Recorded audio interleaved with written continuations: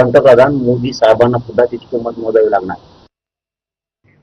आणि यानंतर आतापर्यंतच्या सगळ्या महत्त्वाच्या बातम्यांचा वेगवान आढावा 100 हेडलाईन्स मधून.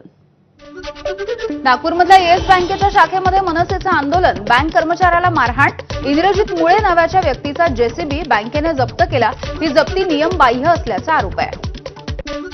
नागपूरमध्ये येस बँकेच्या शाखेमध्ये मनसेच्या कार्यकर्त्यांकडून बँकेच्या कर्मचाऱ्याला मारहाण.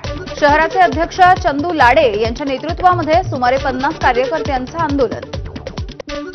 नागपुरातल्या येस बँकेमध्ये मनसेचे कार्यकर्ते आक्रमक झाले होते. बँकेच्या नावाच्या पाटीला सुद्धा काळं फासून या बँकेची तोडफोड सुद्धा करण्यात आली.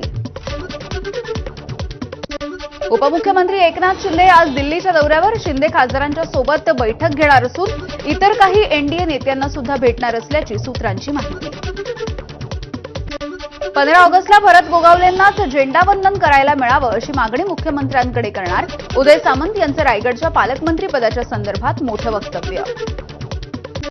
पालकमंत्री पदाच्या संदर्भात उदय सामंत यांनी केलेलं वक्तव्य बरोबर आहे. आपल्या पक्षामधील लोकांना पदं मिळावी तसं सगळ्यांनाच वाटतं. भरत गोगावले यांचं वक्तव्य तर स्वातंत्र्य दिनाच्या आधी पालकमंत्री पदाचा तिढा सुटेल अशी माहिती. विधान भवनाच्या हक्कभंग समितीची उद्या बैठक आहे. अधिवेशनामध्ये शेवटच्या दिवशी झालेली शिवीगाळ आणि मारहाणीची अध्यक्षांनी गंभीर दखल घेतली आहे. हत्तीणीची निगा राखण्यासाठी राज्य सरकार आवश्यक ती सर्व मदत करण्यासाठी तयार आहे. डॉक्टरसह राज्य सरकार एक टीम सुद्धा तयार करणार. रेस्क्यू सेंटर, आहार या संदर्भात सरकार याचिकेमध्ये सुप्रीम कोर्टाला आश्वस्त करेल. बैठकीमध्ये मुख्यमंत्र्यांचं वक्तव्य. सर्वोच्च न्यायालयामधल्या प्रकरणामध्ये महाराष्ट्र सरकार पक्षकार होणार आहे. महादेव हत्तीण आणण्याच्या संदर्भात सरकार सकारात्मक. खासदार धैर्यशील माने यांची मुख्यमंत्र्यांसोबत झालेल्या बैठकीच्या नंतर प्रतिक्रिया. वेळ आली तर सर्वोच्च न्यायालयामध्ये जाऊ, पण महादेवी हत्तीणीला परत आणू, मंत्री हसन मुश्रीफ यांचं वक्तव्य. आमची लेक आमच्या घराकडे पाठवा, नांदणी गावामधल्या महिलांची सुद्धा आर्त हाक. गावामधील प्रत्येक घरामध्ये भावनिक वातावरण. श्रावण महिना संपण्याच्या आत महादेवीला परत देण्याची गावकऱ्यांची मागणी. महादेवी हत्तीण परत येत नाही तोपर्यंत काळभैरवनाथ यात्रा करणार नाही, नांदणीमधल्या गावकऱ्यांची भूमिका. भैरवनाथ यात्रेमध्ये पालखीसमोर महादेवी हत्तीणीचा सहभाग असायचा. कोल्हापूर जिल्ह्यामधील गडहिंग्लजमध्ये महादेवी हत्तीणीला परत आणण्यासाठी मोर्चा. जैन बांधव मोठ्या संख्येने या मोर्चामध्ये सहभागी. गडहिंग्लज शहरामधील दसरा चौकामधून तहसीलदार कार्यालयापर्यंत मोर्चाचं आयोजन. कबूतरखाना अचानकपणे बंद करणं योग्य नाही, बैठकीमध्ये मुख्यमंत्र्यांकडून मत व्यक्त. गरज पडल्यास सुप्रीम कोर्टामध्ये जाणार असल्याचं सुद्धा केलं स्पष्ट. तर पर्यायी व्यवस्था होईपर्यंत महानगरपालिकेनं कंट्रोल फिडिंग करावं, मुख्यमंत्र्यांच्या सूचना. कबुतरं मरू नयेत यासाठी पालिका प्रयत्न करेल, कमिटी देखील बनवली जाईल, मंगलप्रभात लोढा यांची माहिती. तर पर्यायी जागा मिळेपर्यंत या ठिकाणी साफसफाई केली जाईल, लोढांचं वक्तव्य. कबुतरांना दाणे टाकण्यासाठी अटकाव केल्यामुळे महिलेला गळा दाबून आणि लोखंडी रॉडनं मारहाण. मीरा रोडमधली घटना आहे. काशीमीरा पोलीस ठाण्यामध्ये 2 जणांच्या विरोधामध्ये गुन्हा दाखल. ओला, उबर, रॅपिडोच्या धर्तीवरती राज्य सरकार स्वतःचं अॅप विकसित करणार. एसटी महामंडळाची आर्थिक स्थिती सुधारण्यासाठी महत्त्वाचं पाऊल. परिवहन विभागाच्या बैठकीमध्ये महत्त्वाचा निर्णय. एसटी महामंडळाच्या 81 डेपो विकसित करण्याच्या प्रस्तावाला मोठा बदल होणार आहे. ही मर्यादा वाढवून 98 वर्ष केली जाईल. कालमर्यादा वाढवण्याच्या मंत्रिमंडळाच्या बैठकीमध्ये महत्त्वाच्या सूचना आणि निर्णय. महादेव मुंडे हत्या प्रकरणाचा नव्यानं तपास केला जाणार आहे. घटनेच्या दरम्यानचे कॉल रेकॉर्डिंग एसआयटी तपासणार आहे.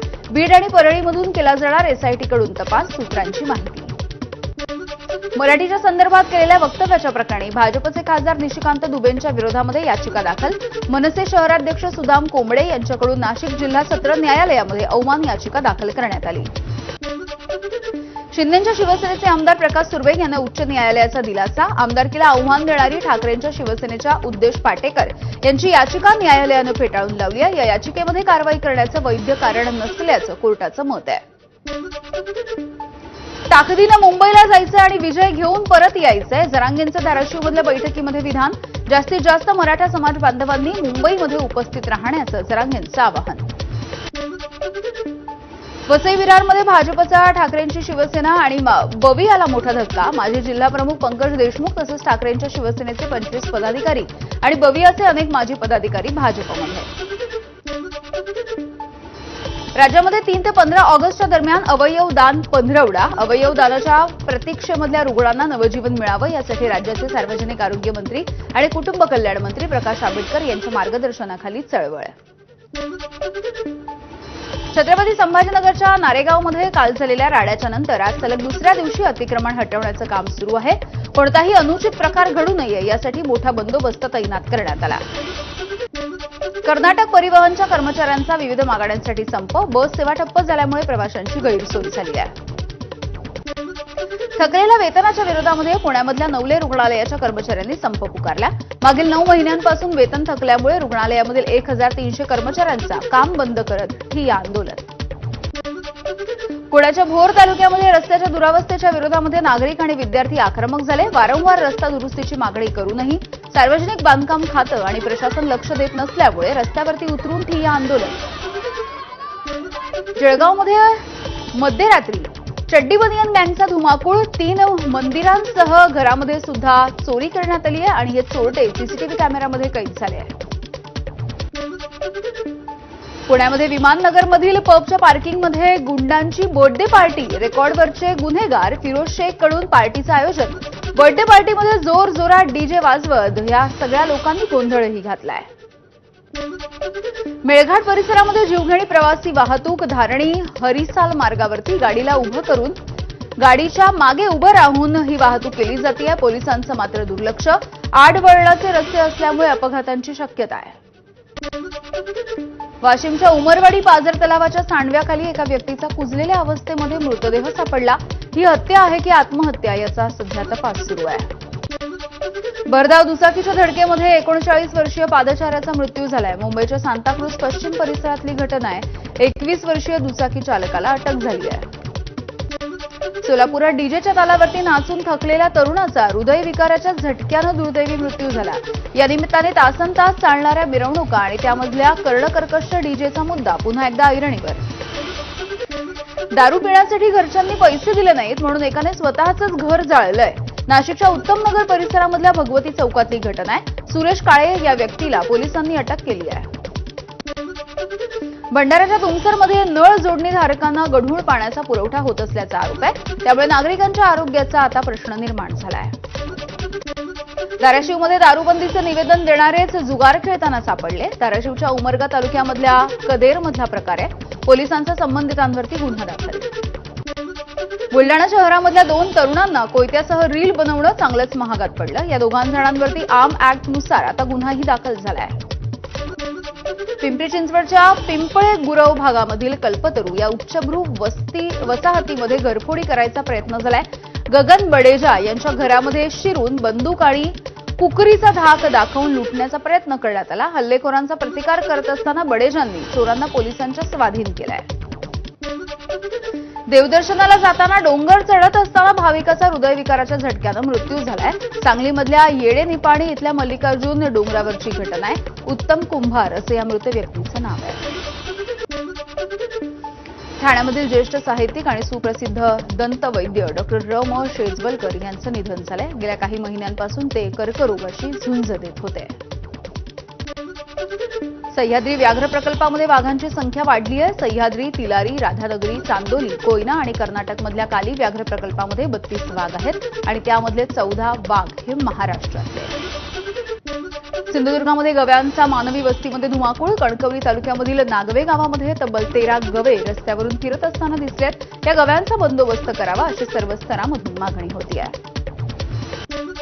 सोलापूरमध्ये लंपी आजाराचा प्रादुर्भाव. एका महिन्यामध्ये तब्बल 33 जनावरांचा लंपी आजारामुळे मृत्यू झालाय. माळशिरस आणि माढा तालुक्यामध्ये लंपीचा सर्वाधिक प्रादुर्भाव. जिल्हा प्रशासनाकडून लंपी आजारामधील जनावरांच्या आजार प्रतिबंधक लस देण्याचं काम युद्धपातळीवरती सुरू आहे. अहिल्यानगरमधल्या 3 तालुक्यामधील 11 गावांमध्ये वाढला लंपीचा प्रादुर्भाव.